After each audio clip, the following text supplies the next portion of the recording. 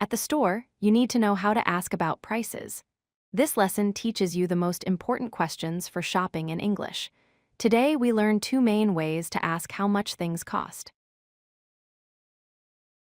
How much is this? This is the most common question when shopping. Use it to ask about the price of one item. Point to something and say, "How much is this?" The shopkeeper will tell you the price. What's the price of this? This means the same thing as how much is this. Both questions ask for the cost of one item. You can use either one at any store. They both work perfectly. Here are your two main questions side by side. How much is this? And what's the price? Both mean exactly the same thing. Choose whichever feels more natural to you.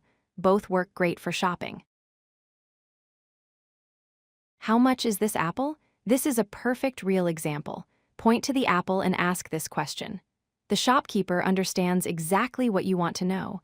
This works for any single item. What's the price of this bread? Here's the second question with bread. Point to the bread loaf and ask. Both questions work with any food or item. Practice both ways of asking. Here's a complete store conversation. Customer asks, "How much is this apple?" Shopkeeper answers, "It's $2. That's how shopping works in English. Question first, then the price answer. Now practice these sentences. How much is this shirt?